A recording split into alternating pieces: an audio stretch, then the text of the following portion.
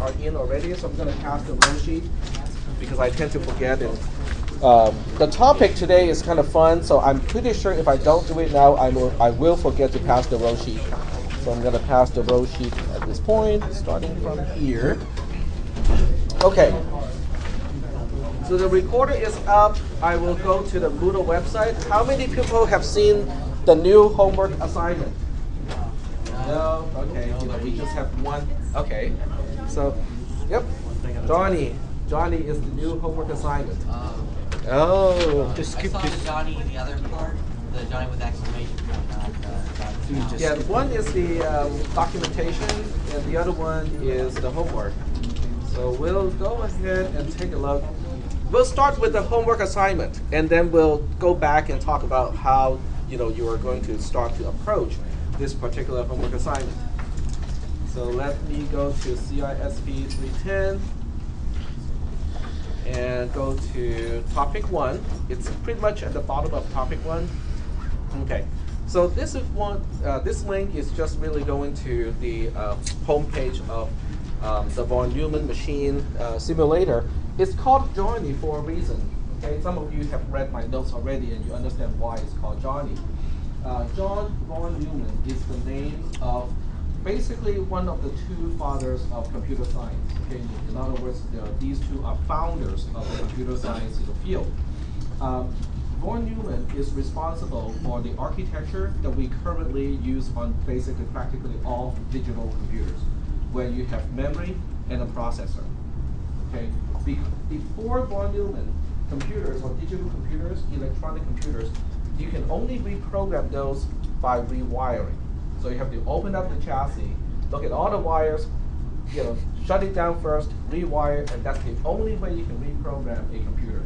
He basically pioneered the idea of using memory that can be changed so they can change the behavior of a computer without having to do any type of hardware change. Okay. On top of that, von Neumann is also an interesting person. So for those of you who are interested, you can look up, John von Neumann, and his Wikipedia entry is fairly long. I just want to point out just the beginning. Okay, just the beginning. In terms of his accomplishments. His accomplishments basically go from here all the way down to here. So if you just look at the fields that he's proficient in, it goes from mathematics, geometry, numerical analysis, physics, computer science, statistics, economics, and so on and so forth. Now, not only that, he's not just well-read, but this guy is referred to by other geniuses of those respective fields as the super genius. Okay, so one genius will basically talk to him and try to spend 3 minutes to talk about something, and von Neumann will get impatient and say, "Okay, get to the point. I'm bored."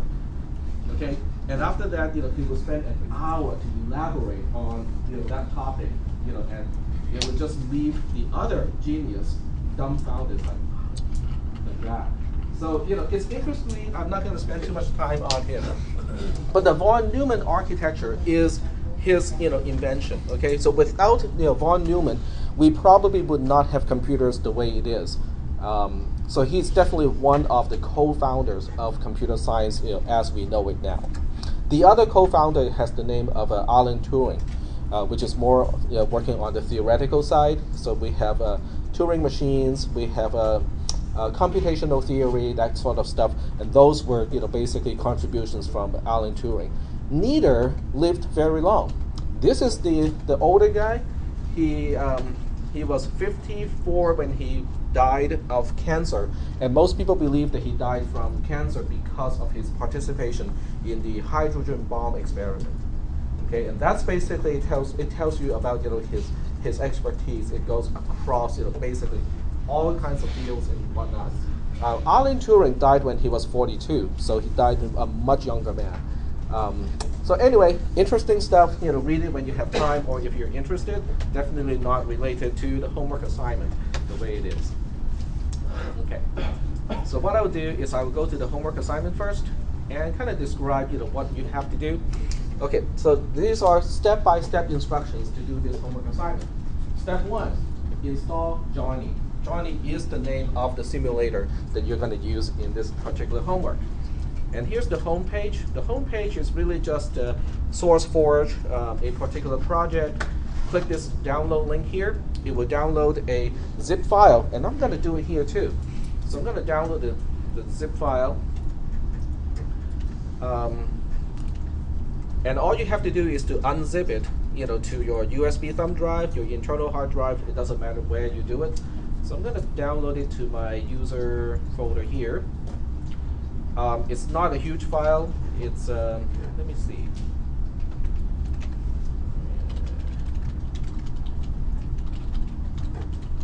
So the file itself is let's see, -LH. 15 megabytes, okay? 15 megabytes, not really exactly a big file. So the first thing you want to do is to unzip it. I'm doing this in Linux, so I'm just using a command line to do it, but you can do it however you want to do it in Windows. And it will unzip into a folder of the same name. And in the folder, you will find 3 subdirectories. Within the 3 subdirectories, one is a documentation. I will leave it up to you guys to guess which one is the documentation folder. Okay. I'm not going to answer that question, which folder is documentation. And I will go to the program folder here. And the way you start the program in Windows is just to start the executable. Okay, the executable is simply johnny.exe. If you look for this file in a file browser, you will definitely be able to spot the executable because it has a different icon. Okay. And I will run it now just so that you can see what it looks like, and I can use it for explanation too. But Tech, you're using Linux. This is a Windows program. It's not going to work. Well, I got wine. Wine. Johnny.exe. Right. And since I haven't run Wine for a long time, it wants to install and download all sorts of stuff. So I guess it will take a little bit of time. So when this this is being baked, I'm gonna switch back to the other screen and go back to the homework assignment. So the first thing you want to do is to install Johnny. Since you're running it, most of you are running it in Windows directly, it's not going to be too much of a problem. Johnny should not require any administrative rights, so you should be able to run it from a USB thumb drive. That should not be an issue at all. And then the second step is to get this initial file. It's just a little text file that specifies the RAM content for this particular homework assignment. So I'm going to do that part too as soon as Wine finishes updating itself. And it's asking me to wait. I'm going to wait a little bit here. There we go. Okay, so this is Johnny. The application is a simulator of a von Neumann architecture, and it looks kind of like this. For the homework assignment, you probably want to click this check mark here to show the control unit. Those are the details that you have to see when you do the homework assignment. And this is really a cool program because it allows you to look at the various components inside the computer processor and be able to write your own program to run on it. And not only that, for those of you who feel, well, I think this instruction set is not as complete as it should be, you can actually implement your own instruction and specify your own microcode for your own instructions. Okay, so it's really kind of cool.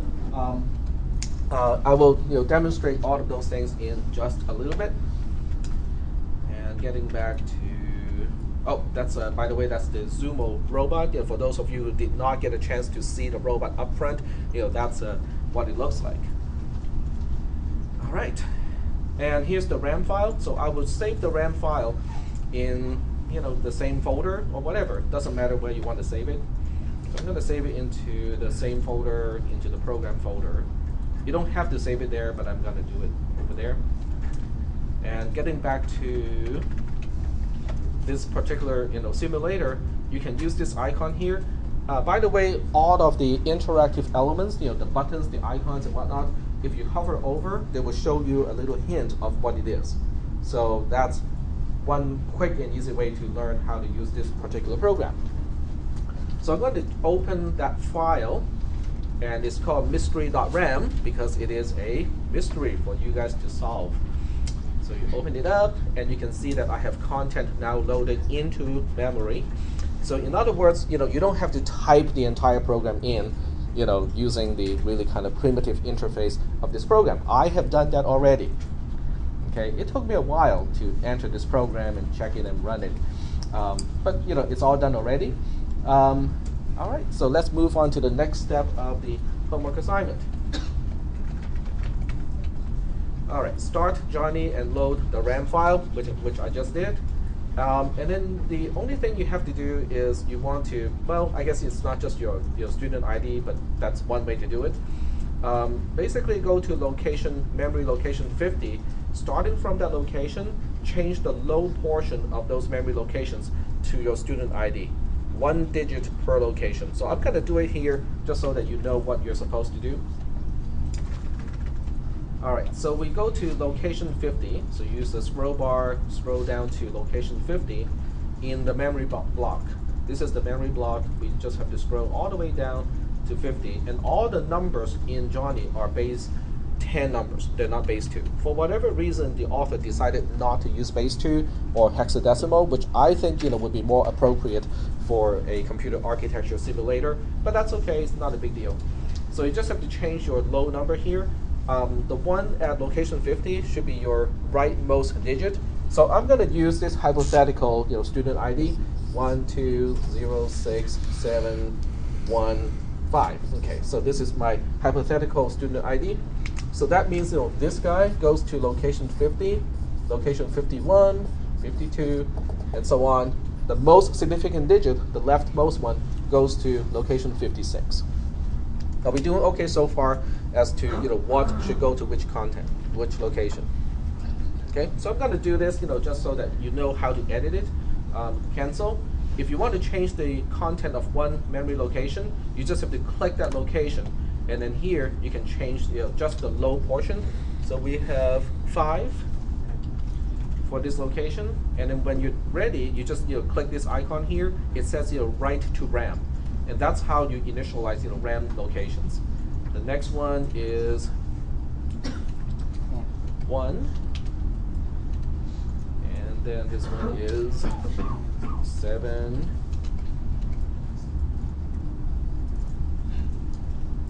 6, and 0. So 0 is just 0, which is okay. And then this one is 2, and the last one is a 1. All right, there we go. It might have some content after that. Don't worry, it doesn't really matter. Okay, now that I have initialized memory content, it's time to run the program. Okay, before you even run the program, I know most people like to click the play button just because it is the play button, right? So before you run it, you might want to read the documentation a little bit. Okay, so I'm going to show you how to get to the documentation, and we are going to. Well, I'll just open up a new tab here. The documentation is over here. There is a English documentation in ODT format, and one is in PDF format. The zip file in here, I think has a duplicate. Let me see what it has, because I thought I took a look of this already, but I just want to double check. -T test. It has the same 2 documents, so I'm not quite sure why there are 2 copies of the same document. But you can fire up your favorite PDF reader and go ahead and read the manual, especially the one in English. Unless German is your native tongue, then you might want to open up the other document. All right, so this is the full documentation of this particular program, and if you print it out, it's going to be 15 pages long, which is not very long.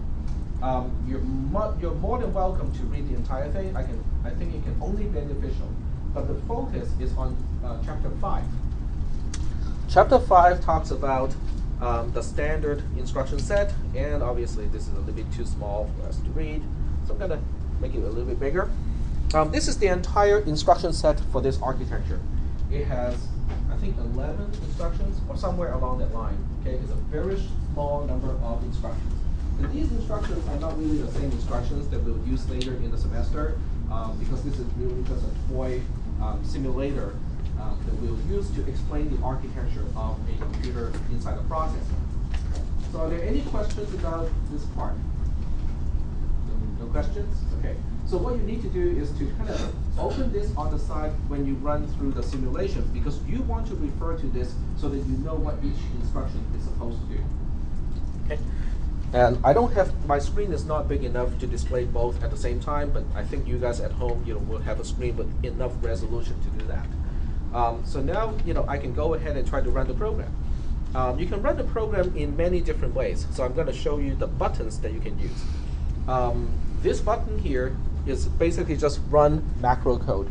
In other words, if you click this button, it will run the program without stopping from beginning to quote-unquote the end. The end is basically marked by the halt instruction. When it hits the halt instruction, it will stop execution, and the dialog box will pop up and say, I'm done. Okay? You probably don't want to hit that button unless you already know what the program is supposed to do and you just want to do a verification. So what you want to do, initially at least, is to start with this button here. This is what they call a one micro step button, or single stepping through the macro instructions. In other words, it will execute these instructions one by one. Okay? And what you want to do is to observe the side effects of each instruction and see if you can figure out what the program is doing. Okay? I will do a few steps just so that you can see what you need to focus on.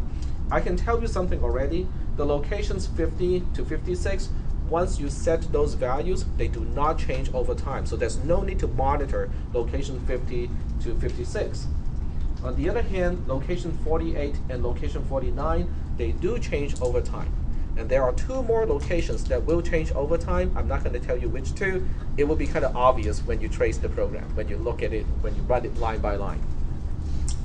So getting back to the beginning of the memory here, so when I'm ready to run the program, I would just click this button, and you can see that it is executing the instruction right now. The accumulator is getting the values. If I single step another one, it will change the value depending on the instruction that I executed, and so on. So now the program is actually executing. It is doing some updates to. Some instructions will update memory locations. So you kind of have to observe what it's doing and kind of get used to this particular environment. When you're done, it would have changed some of the memory locations. So if you want to run the program again from scratch, you don't want to just run it from scratch again, because it would have changed the program already. So the way to redo the whole thing is to reload the memory file and then reinitialize it. The other thing you can also do is before you run it the first time, you can save it using this button here with your student ID already programmed into the RAM area. But don't save it over the original file, just in case you need it back. Well, you can always log into Moodle and download that one too, so it's not a big deal. But I'm just saying that you can save the one already with your student ID program in, so that way you don't have to key it in every single time. Are there any questions at this point? No questions? Okay. Now the documentation on the instructions, okay, let's see that one, is really terse. For instance, if you look at the add instruction, the value of a location given by the absolute address is added to the value of in the accumulator. Great. We all know that addition requires two operand. The question is, where is it stored? Where's the sum after the addition? It doesn't say explicitly. The language does indicate that it will be stored in the accumulator because the value of a memory location is added to the accumulator, which kind of implies the accumulator is the destination where the sum is stored. But how do you confirm that really is what the instruction is going to do?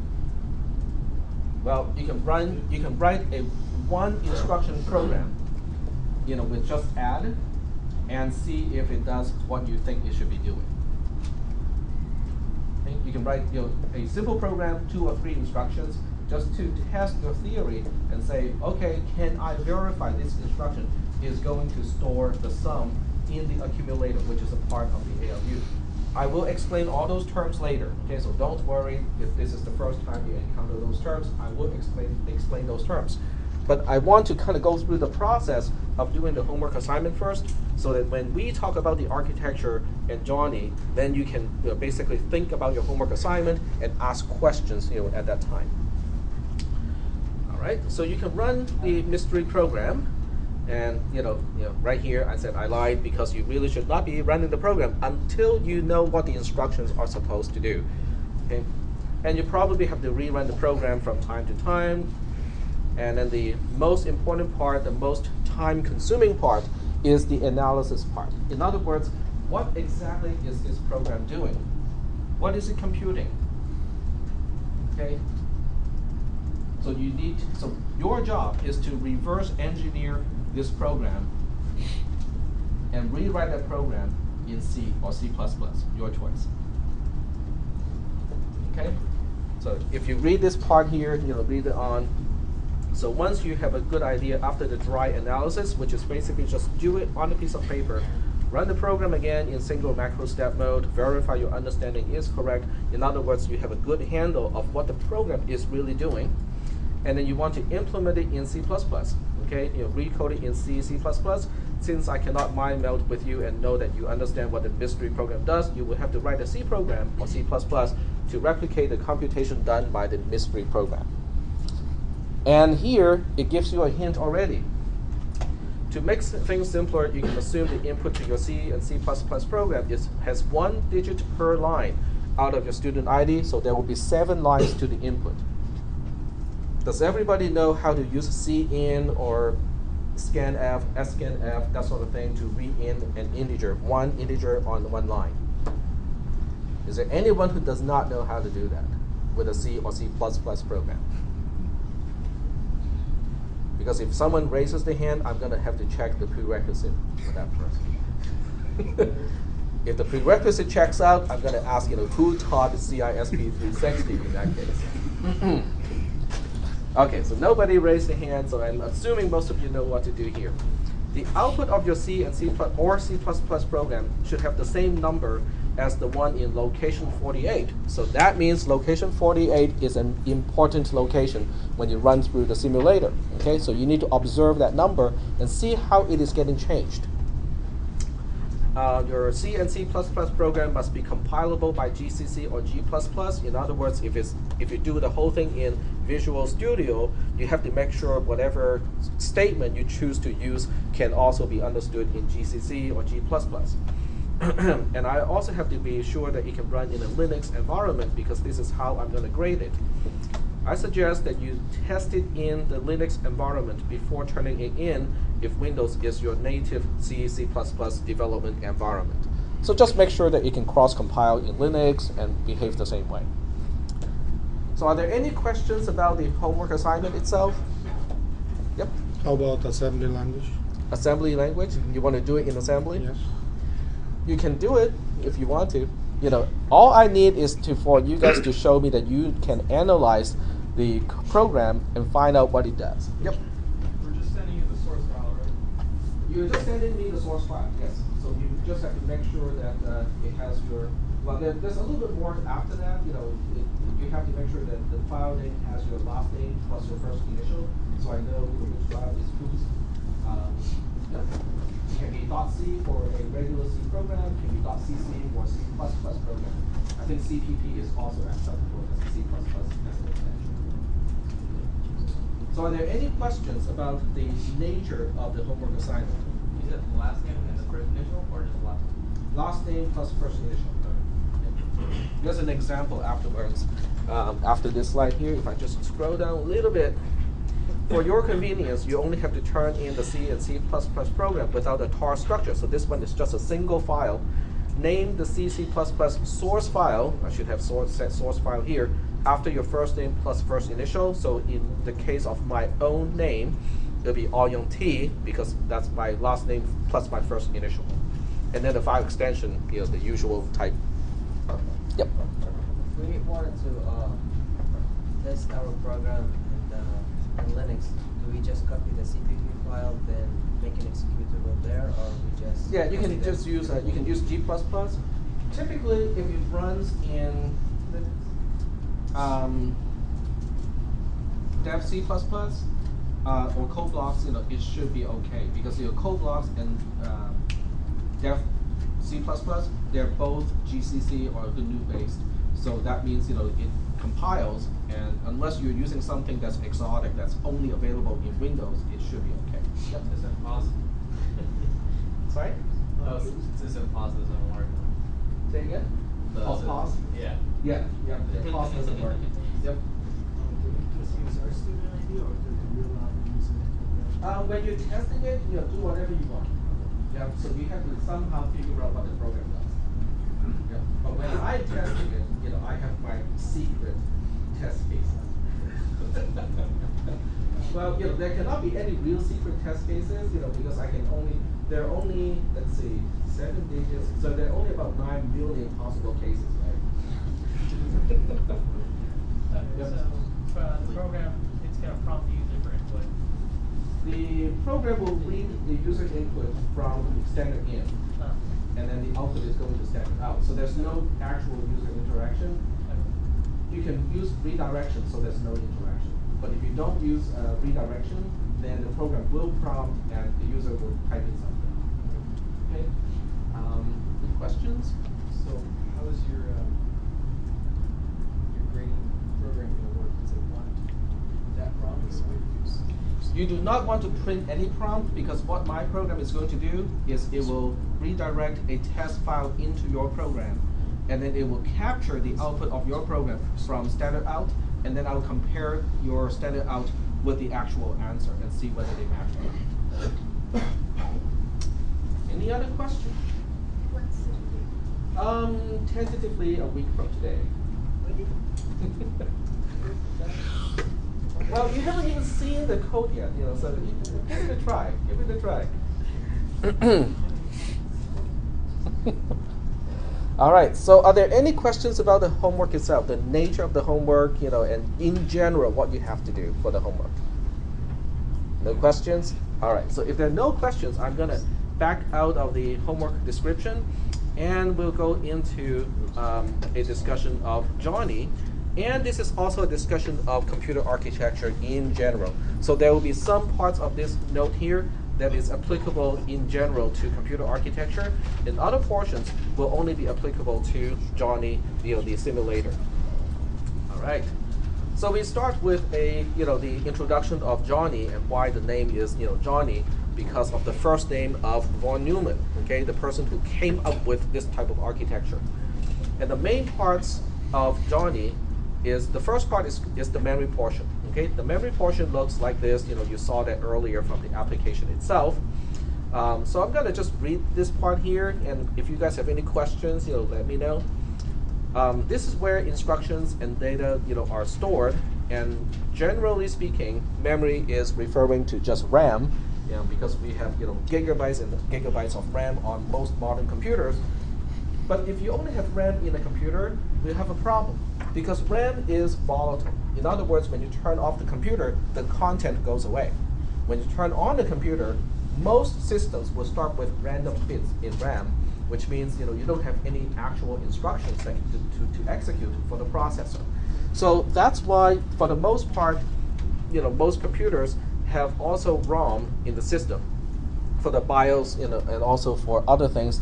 That is necessary when you start with the computer. It will start with the code specified in ROM first, and then at some point, that will bootstrap the system to the operating system that you have installed, and everything will be loaded into memory, into RAM first, before they execute. This is just historical stuff. Basically, ROM in most modern computers are flash-based, which means they are not exactly read-only.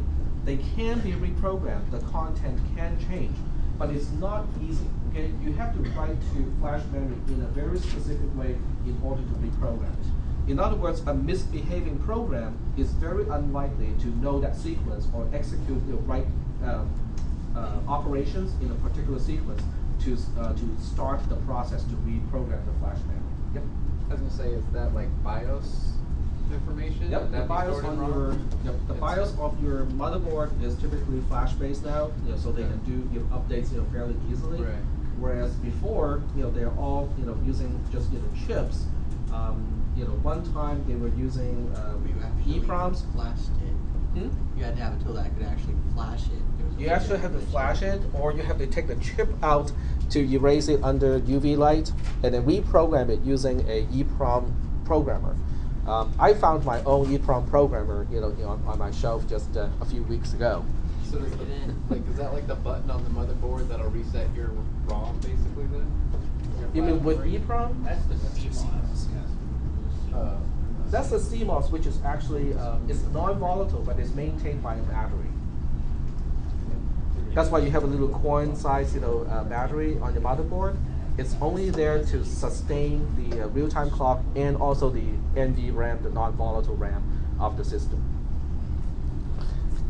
Right. Okay, let's talk about the organization of memory content. Memory content is organized in some individual units. In other words, they're individual, which means every time you say, hey, memory, give me some content, it can only give you chunks of that size. Okay? And that's why they're individual, because every time you ask for something, it's going to give you that much information. In Johnny, for whatever reason, each individual memory location has 5 decimal digits.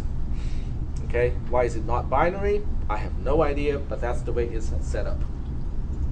On most computers, modern computers, this sentence, you kind of have to take it with a grain of salt, because this is really seen from the perspective of your program. In other words, by the time it is your program reading memory, you can read memory on a byte-by-byte basis. So you're reading 8-bit at a time. But when you are actually talking about the hardware, it's actually reading a lot more than 8 bits at a time. Because how wide is a DIMM these days? How many 32 or data bits do we 64. have? Say again? 32 or 64. I think it's 64 bits, width. A 64-bit width per DIMM. If you have 2 banks, then it can be as wide as 128-bit wide. So whenever you're reading, you're actually reading in 128 bits and not just 8-bit at a time. But from the software perspective, it is still byte addressable. In other words, you can still say, hey, I want to read only this location, and that location only has 1 byte. So this is really seen from the perspective of software. You can view memory as a huge array of such individual units. In other words, if you have an 8 gigabyte system, you can kind of look at the entire memory system as an array of 8 billion entries, approximately 8 billion entries. Are we doing okay so far? Okay. Is everybody familiar with the concept of arrays and array indexing? Okay. Now, each individual unit in memory is identified/addressed by its own memory address, and addresses start from location 0. And it just count itself, just count up. So are there any questions about the description up to this point about memory in a computer? Okay, all right, we're good. In Johnny, memory is displayed in 2 panes. The top pane is for viewing the current location or the current instruction, which is highlighted in yellow. So I'm going to switch to Johnny just so that I can show you exactly what I mean by that. See this one here, it is highlighted in yellow. That's the instruction that I'm going to execute next. Okay. And switching back to my notes here. The bottom pane is for viewing the data location that is affected by the current instruction, if any. So if I switch back to Johnny, you can see this location was just modified by the current instruction, and that's why it's highlighted in blue. So this is already going to help you with your homework assignment, because just by looking at which location is highlighted after each instruction, you know which location is being changed. All right, is that working out so far? Okay.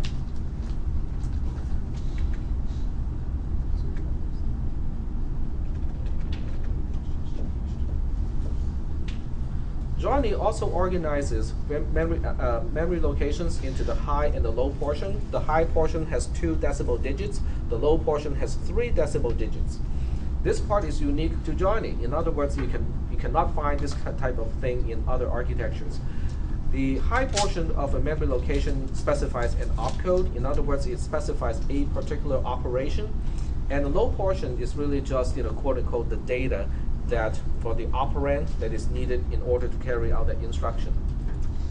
In the top part, the ASM column reflects the mnemonic of the instruction being specified by the high column. So let me switch back here to Johnny so I can explain what I mean by that. Okay, see this column here?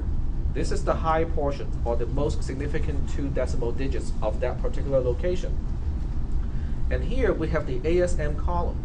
What this means is 01 as a decimal number is specifying the instruction mnemonic called take. 02 specifies the add instruction, 04 specifies the save instruction, 06 specifies the test instruction, 05 specifies the jump instruction, 10, which is actually 10 in this case, specifies the halt instruction, 07 specifies the increment instruction, and so on. In other words, instead of having to map the number to the actual instruction in your mind, it is actually displaying the function of that particular instruction, so you don't have to memorize anything as you go through the program. Is that part okay? All right. Because without this column, you will have to look up the table and find out exactly what is instruction 01. Oh, it is take. All right, let's go back to the browser. Remembering what an instruction does by its opcode is very unnatural to most people. A mnemonic is a shorthand so that you can actually understand what the instruction is about, which is just something that I talked about a little bit earlier. The op column is a repetition of the low column. Okay, if I go back to Johnny, this column, which is labeled low, is also the same as OP column. The op column stands for operand, okay, which is some extra information for an instruction to use. And I will use, a few instructions later on as an example. Okay, why do we need to separate it into the instruction portion and the operand portion?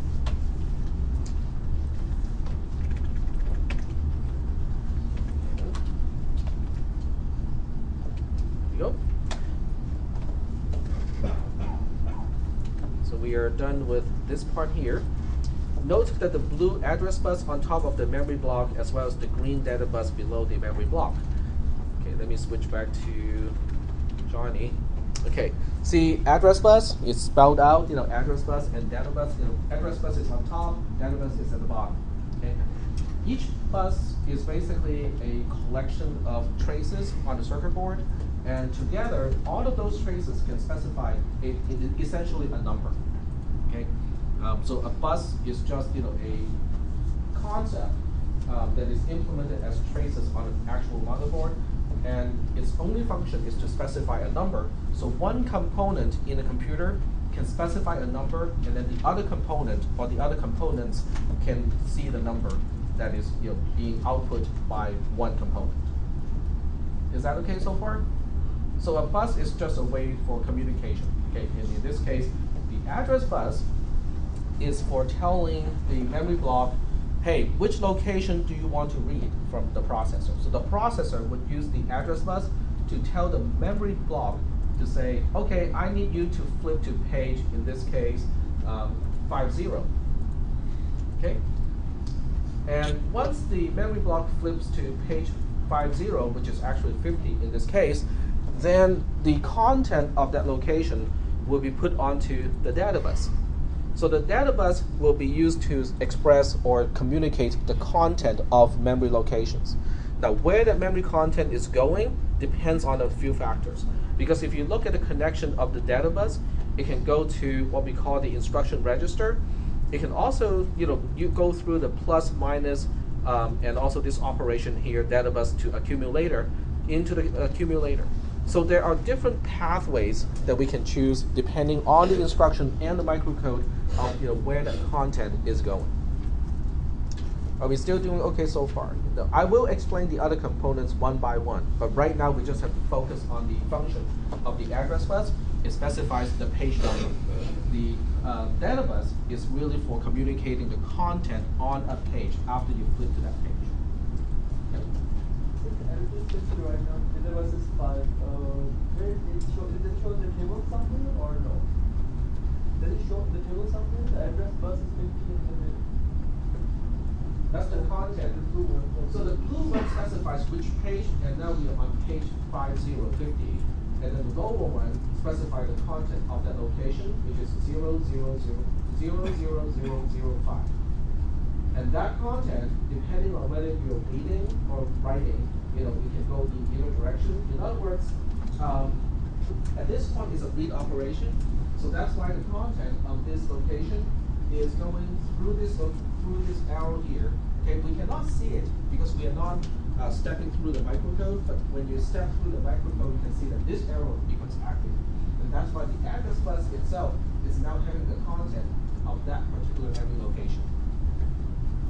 Okay. Does that answer the question? Okay. All right. So now we have, I have to explain these two buttons here. One button is called data bus to RAM.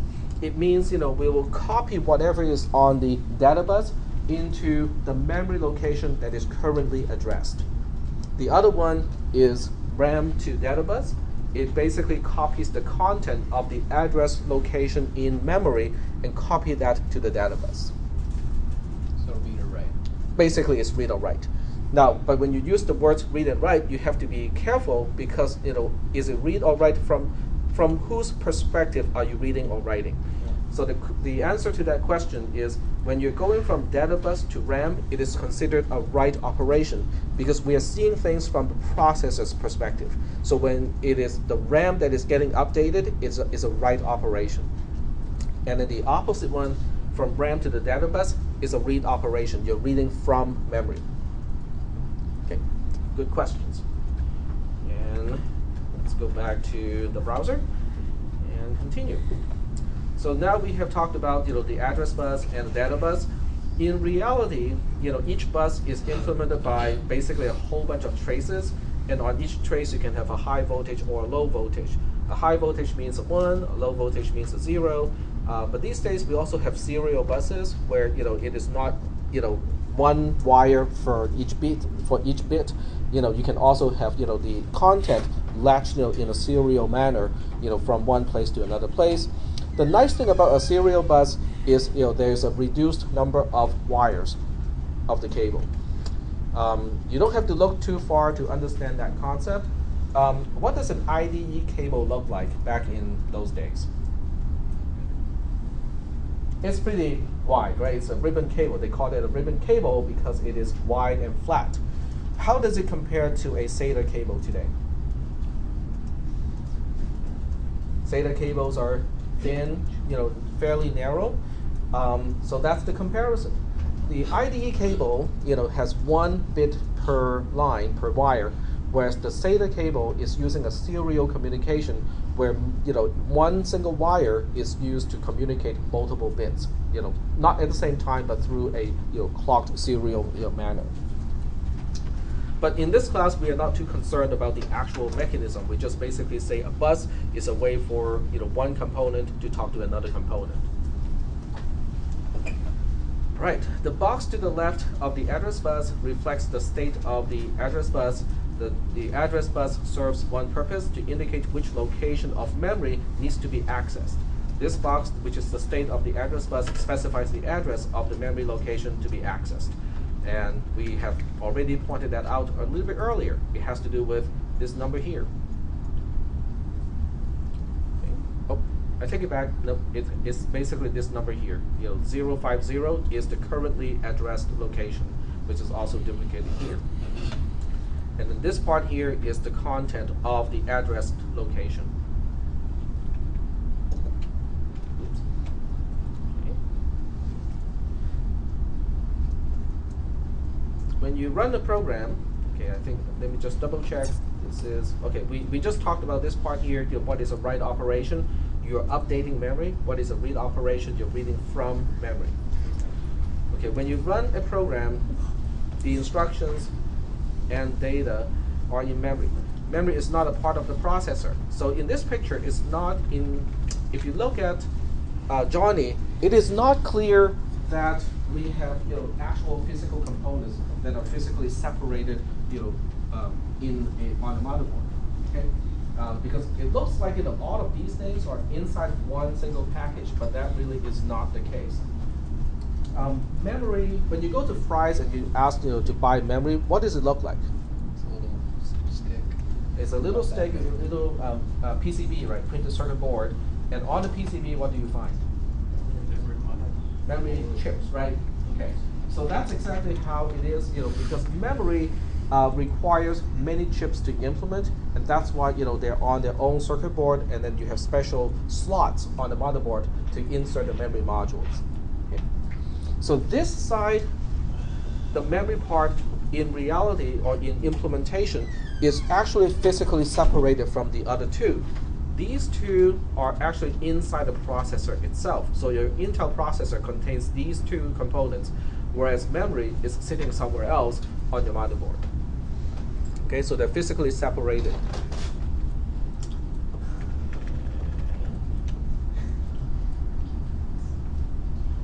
And this part just talks about, in terms of implementation, you buy, dual inline memory module, otherwise called, DIMMs, when you want to install memory onto your motherboard. Are there any questions about the memory block in the simulator? It stores the program, it stores instructions, but it also stores data to be processed. Okay, so you kind of have to keep in mind that it is responsible to store both types of locations. The control unit is a part of the processor integrated circuit, and the main function of the control circuit or the control unit is to control the data bus, the address bus, the ALU, so that instructions can actually execute. In other words, you can look at it as the manager, okay, of a factory or something. Memory specifies is a library, it holds all the data and all the instructions. The control unit is a manager, and the person who's actually doing all the work is the ALU. So the ALU is really the component that's doing all the computation. But the ALU by itself is not very useful because it doesn't know when should I use addition, when should I use subtraction, what am I adding, what am I subtracting, where do I store the results? It doesn't know. Okay? The only person who knows how to read the instruction and translate that into actual operations that is meaningful is the control unit. So the control unit is very useful or very important because this is the central piece. It interfaces with everything inside this particular picture.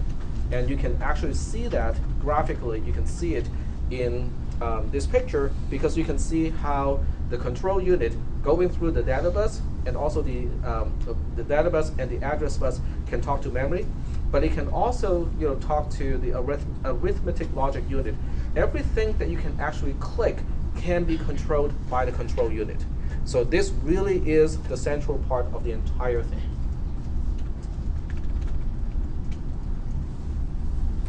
The control unit is fairly complex, and this is not only because it has a large number of identical units, but because it has many components.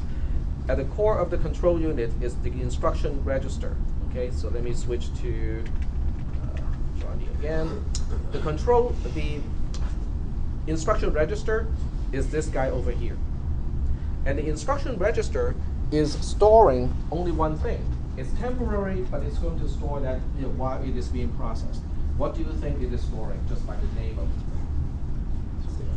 it? It stores an instruction. Okay, it stores the instruction that is being executed. Okay? So the way it works is it has to go through some of these little blocks here. When an instruction is about to execute, in order to get an instruction, how do you get an instruction into the instruction register?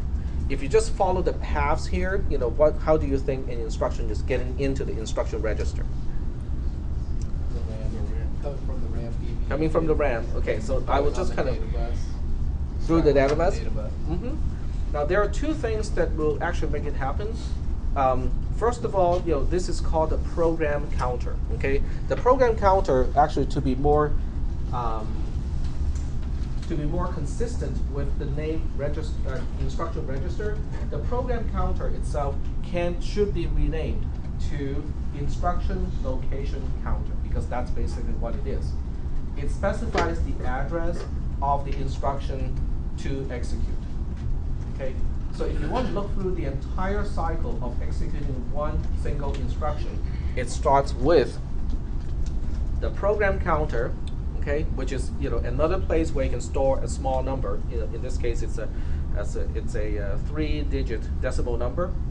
Going through this operation here, which is program counter to address bus.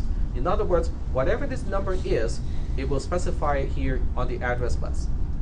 Once it is specified on the address bus, it's going into the memory block. And the memory block says, oh, okay, you want to access location 002, fine. And the memory block will output 002 out here. And then the RAM to data bus operation will occur to copy the content of the instruction onto the data bus. And then the data bus will go through data bus to instruction to load the instruction into the instruction register. So at that point, you have just retrieved an instruction from memory based on the address stored in the PC or the program counter. Are we doing okay so far? Yep, go ahead. Why the base is 005? Because because the last operation is a update to a certain location, or it's reading it is reading back from a location because it's adding the content of location 48 to the accumulator. So it's not what you're seeing here is not corresponding to what I'm actually expecting. That's a good question. The only way you can see the micro operation is to use the microcode tracing mechanism, which I'll demonstrate in just a little bit.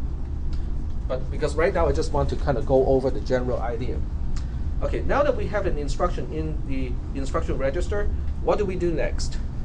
Well, we want to execute the instruction, right? We want to perform whatever the instruction is specifying and say, okay, go do it. But how do we do that? The first thing we do is to go through this mechanism here, which is instruction to microcode translation. In other words, you look up the red portion and you say, okay, it's specifying 02 as an instruction. But how do we do that instruction? What exact steps do we have to do to perform that instruction? And what it will do is it will go through this little table here. Okay, this is actually a pretty huge table. And 02 is going to correspond to location 20. So it will look up location 20, which is labeled add, which means it is the add instruction. And you can see the add instruction has these little steps here. Do you think these little steps specified in this little block here match the name of some of these buttons on the screen? Every single one. Okay, every single one matches the name or the caption of one of the buttons. So let's kind of take a look at this instruction here, the add instruction, and see what the microcode is doing. The microcode, as the name implies, is not at an instruction level. It is one level below an instruction. In other words, as a software engineer, you can only get down to instructions. It is only the computer engineers who will be specifying the microcode corresponding to instructions. Are we doing okay so far? These are micro programs to execute for each instruction. So the first step specified here is instruction to AB, which corresponds to this portion here. So it will take these 3 digits here and copy that onto the address bus. That's the first step of the microcode. So that means the address bus will now contain whatever is specified by the blue portion. The next step is RAM to DB. In other words, after the address bus specified location 50, the memory block will say, okay, I'm ready. That location has a content of 00005. So the next instruction or the next microcode specifies RAM to DB, which copies the content of the address location onto the data bus. Are we still doing okay so far? Okay, now it's on the data bus. What do we do with that information on the data bus? Well, the next step specifies plus. So it's going to take this content, go through this pipe here, and perform the plus operation. The plus operation is going to add whatever is specified on the data bus to the accumulator.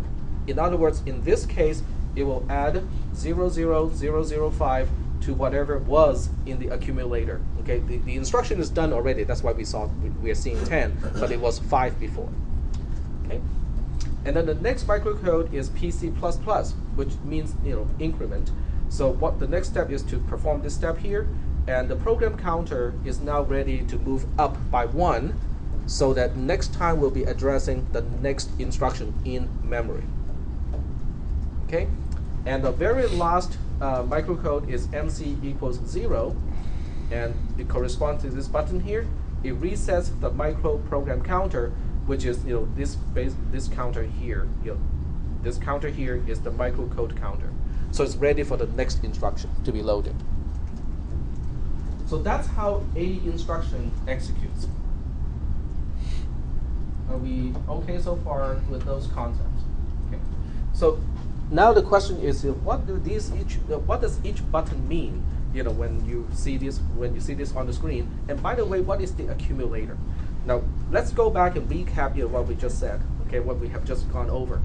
The instruction register is holding the instruction that is currently being executed. The microcode portion specifies what the instruction actually has to do in micro steps, or what we call microcode. The program counter keeps track of what is the location of the instruction in memory. This microcode library specifies the smaller instructions, and if you just kind of scan through the whole thing, you can see how the subtraction instruction is implemented. You can see how the save instruction is implemented, and so on. The accumulator is inside the processor. This is a place to store a number, temporarily for processing. It is not a part of memory. It is directly accessible by the control unit. And you can only perform calculations using the accumulator. If you want to add something, you have to go through the accumulator. If you want to subtract something, you have to go through the accumulator. Are there any questions about this step? What if you want to increment something? Just add 1 to something.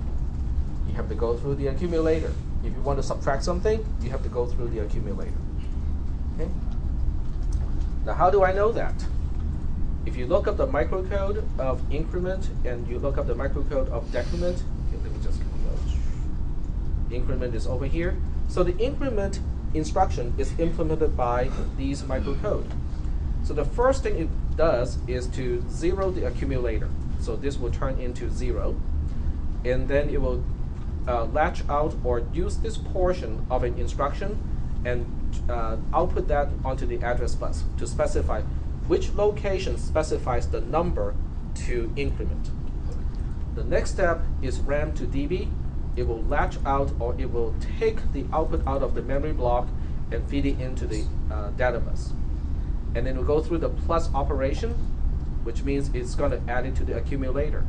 So in other words, because we know that at this point the accumulator has a content of 0, so if you're adding the content of a memory location to 0, the accumulator effectively becomes the value of the memory location specified by the blue portion of the instruction register. And then what do we do? And then we perform this step here, ACC++, accumulator increment. So if you hover over this, it says your increment ALU, which means whatever number is loaded here is going to be added by 1. And then what do we do with that? We use ACC to DB. In other words, what we are doing is we are taking the content specified by the accumulator and put it back onto the data bus through this button here. So now the data bus is going to go in the opposite direction. Okay, the processor is specifying the content, and then the memory is the one that is going to be updated. In other words, we are incrementing the value of one location in the memory block. The next thing it does is to increment the program counter. So now we are ready to read in the next instruction, and it resets the microcode counter. So the next time, we are now back to location 0, which is all the way up here, which is really just called fetch, because it is responsible to fetch the next instruction in and execute it. Are there any questions at this point? No questions? Okay. It looks like it's all cool, but we can only execute program in one direction. How do we alter the path of execution? Okay, how do we do branching, for instance? How do we do loops, using this type of method? Okay, test is one, but let me explain a even more simple instruction that can alter the path of execution. It's just the unconditional branch instruction. Okay, in a regular programming class like C, C++, object-oriented programming, and so on and so forth, there is a type of statement supported by virtually all programming languages, but you are not supposed to use it. What is it? Go to. It's the G word, right? Okay. Now, in this class, we have no option but to use the J word, which is equivalent to the G word. Okay, we have to use jump in this class. Because when you're dealing with programs written at this level, there's no such thing as structured constructs. Okay? Now, note what I said. I didn't say no structured programming. I said no structured construct supported by the language. There is a difference. What is the difference? The difference is structured programming is a discipline. Okay? It is how you utilize the tool and the language to write programs in a certain way. Can you write a program that is not structured using a structured programming language? Yes. Absolutely, right? Just use a lot of the G words and that program is not structured, right? In fact, you can use a goto from inside a switch statement, inside the loop, inside a conditional statement, jump all the way out into the middle of another switch statement, inside another conditional statement, inside another loop of the same function. No problem. C and C++ will let you do that. Then you have a program that is not structured anymore. Okay? So structured programming refers to a technique to write code in a structured way. Yes, if you have a structured programming language that has those types of constructs, it will be easier. It doesn't mean that you cannot use it when you have a programming language like assembly language. Okay? So that's basically what I meant by that. Go ahead. What's the G word? The G word? Go to. Yep. So what's the possible programs virtually? No, we can alter the path of execution. So what I'll do, okay, let me just get to that point here, and then I'll illustrate how to actually go through the microcode itself. So I'm going to single step a little bit. So I'm going to single step, single step, single step. Okay, right here, I am just about to execute the jump instruction. But in this case, I'm not going to I'm not going to single step the macro instruction. I'm going to go into the microcode and single step through the microcode. So now you can actually see what happens when from start to finish how to execute just the jump instruction itself. Okay, before we talk about that, let's think about what a jump instruction is supposed to do. This instruction is jump 007. What do you think it does? It tells James Bond to jump off a building, right? Okay, what do you think it does? Change program count. Change program count. 007. Continue execution. The next instruction should continue at location 7. Okay, that's what it means. Okay, the 007 is kind of a label, but except it's not an identifier of a label. It is just specifying the exact location where we should continue execution. So in this case, the next instruction to execute should be the increment instruction at location 7. That's what the jump instruction is supposed to accomplish. Is that okay so far? The expected behavior of the jump instruction is unconditional. It always does this. Okay. So now the question is, how does it actually get it done? Okay. So right now we have the program counter set to 005. So we are currently quote unquote pointing to the right location in memory to get the instruction. And then what we'll do is we're going to single step the microcode. And this icon here is used for single stepping microcode or microstep, in this case. So we'll go ahead and click it once. Okay. Now when you click it, what will happen is PC to address bus, which is this little icon here or this button here, this arrow will get highlighted for a fraction of a second, probably half a second or so, to show you, which part of the processor architecture is active for that one single step. Okay. If you have a screen recorder at your disposal, I strongly encourage you to screen record your own session of using Johnny so that you can actually rewind and replay it. Okay, it's going to be useful. You can get your own screen recorder for free. VLC combined with a plugin can actually get it done. And there are free screen recorders out there. You guys probably know more than I do how to do screen recording, because I know at least 5 or 6 people in this class do screen recording on your game sessions and post it on YouTube. I had one student who kept doing that and kind of not spending enough time to do the homework. But I know you guys can figure out how to do screen recording. But that's going to be helpful in this case, because I'll just go ahead and do it, and you can see this arrow here will get highlighted, bing, like that. Okay, but you can also see the end result. The end result is now the address bus is updated to 005, right?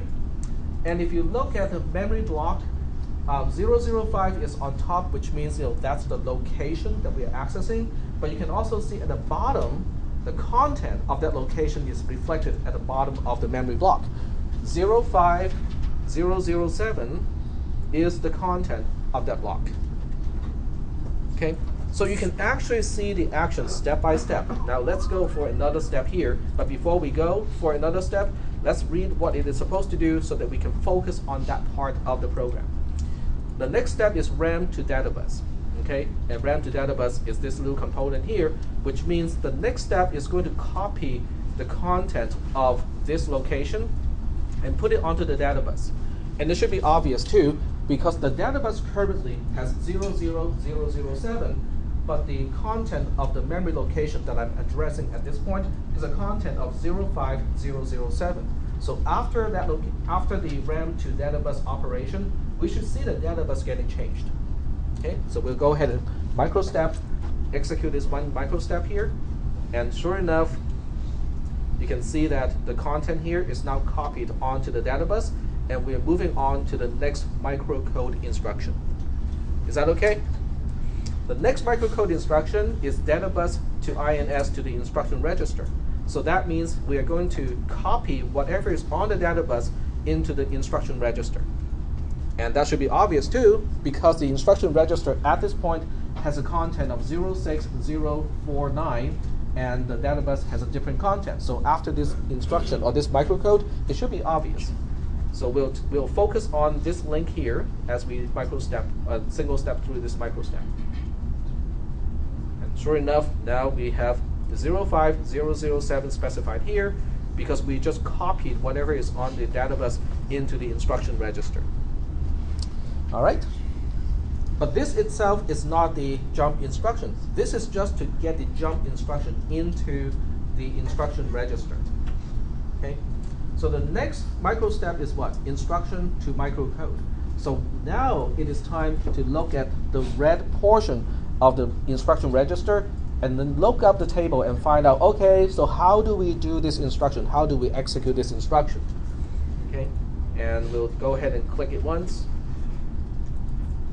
This gets highlighted, and we are now at location 50 in the microcode library. Now, this instruction turns out to be a very simple instruction, because the next step, which is highlighted in the microstep or microcode window, is instruction to PC, or instruction register to program counter. Okay, instruction to program counter is represented by this button here, and this link should be highlighted. What it does is it is simply copying the blue portion of the instruction register to the program counter. That's all it's going to do.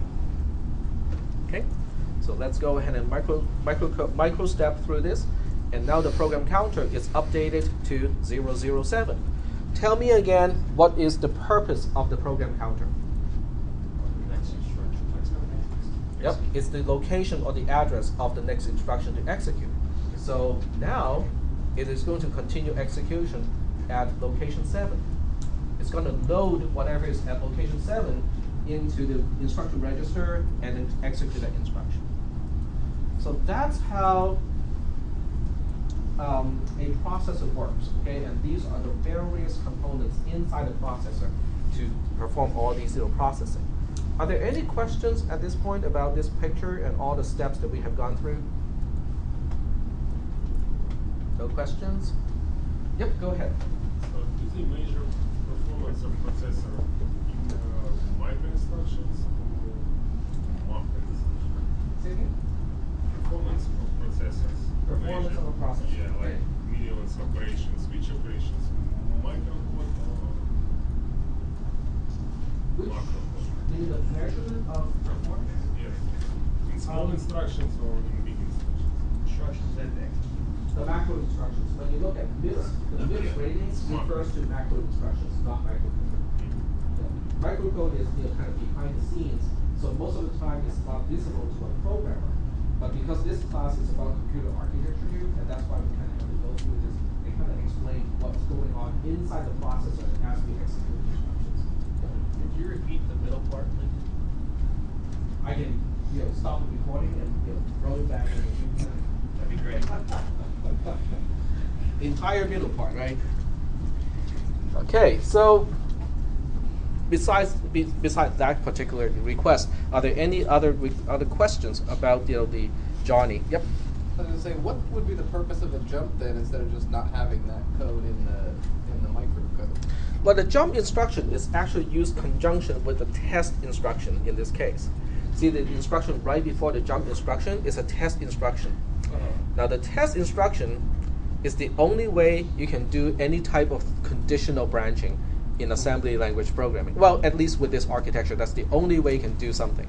Now, it is kind of funny too. If you look at the test instruction, and let's look up the document here and see how it describes the test instruction. This is the this is the documentation of the test instruction, and it says if and only if the location given by the absolute address has a 0 value, the next macro instruction is leaked over. I think that's kind of cryptic, right? What is it actually doing?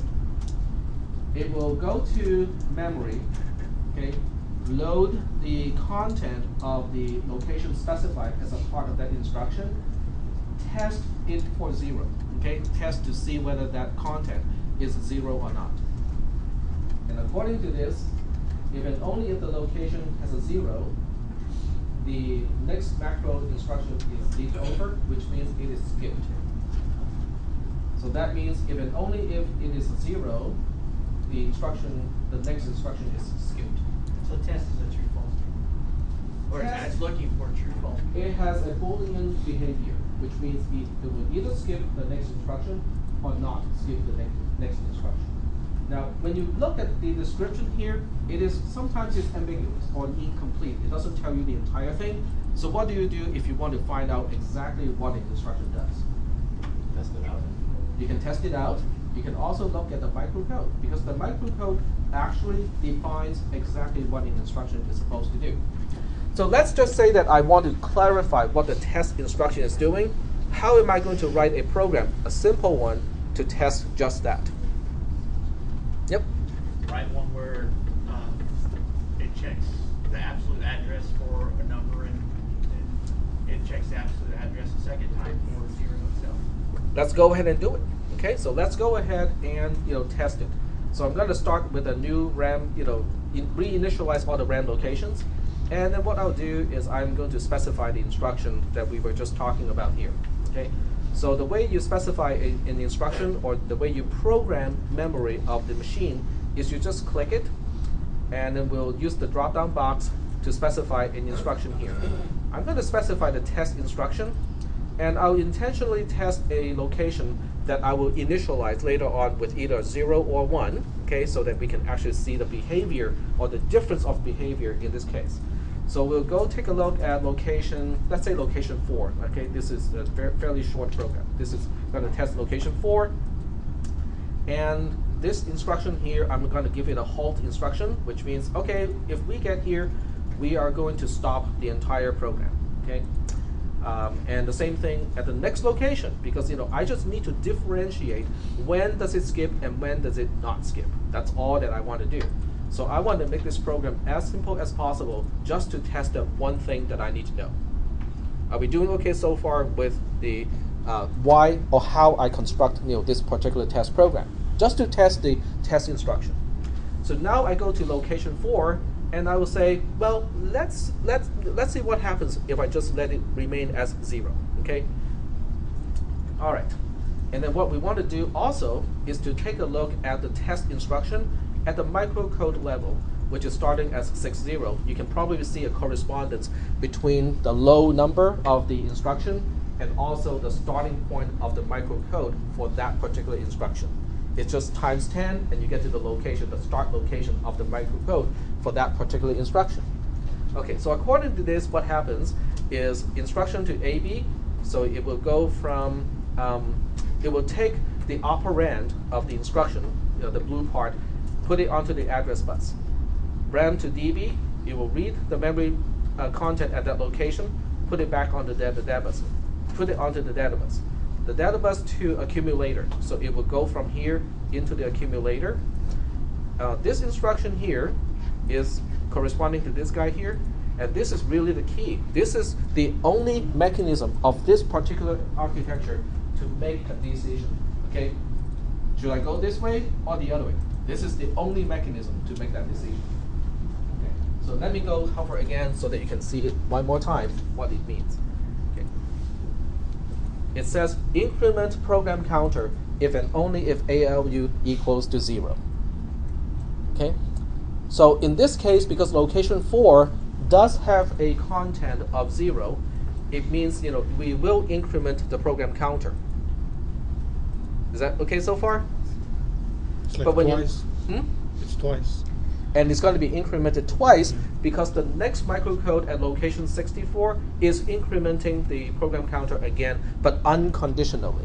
So in this case, because location 4 does have a content of 0, the program counter gets incremented twice instead of once, which means whatever instruction is right after the test instruction is going to be skipped. It's going to be jumped over. Okay, so that means in terms of the macro instruction, as far as the macro instruction is concerned, the next location to execute should be location 2, and not location 1. We have the same in assembly language, yeah? Not quite the same. The Intel architecture is a little bit more complex in this, so it can do something that's a little bit more functional. Okay, so what we'll do is we're going to test the program, right? We'll just go ahead and test it, and I'll just test it at the macro level because we are running out of time. So at the macro level, I single step.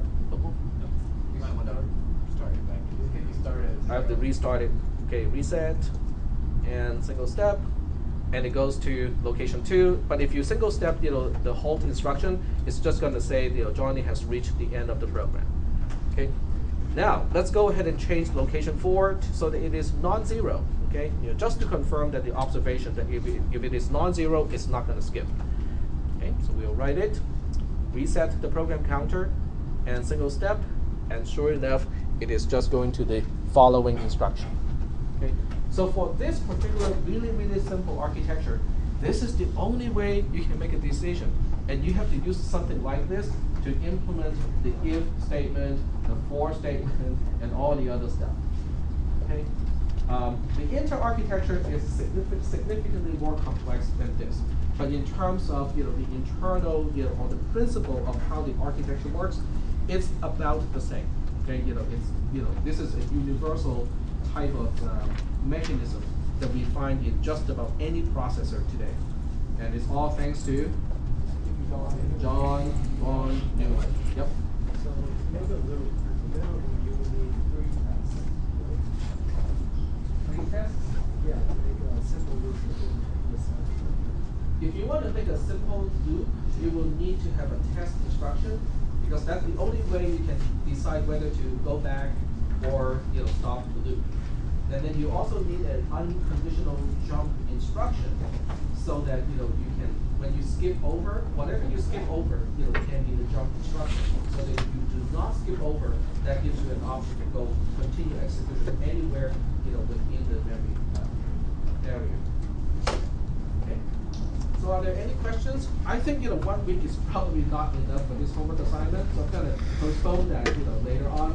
And this is also getting recorded, so if I forget to postpone, you guys can say, what the heck, you said that you postponed the due date of the homework assignment.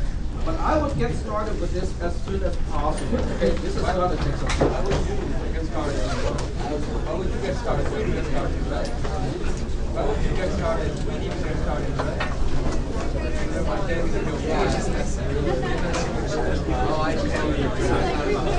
Okay, let me stop the recorder first.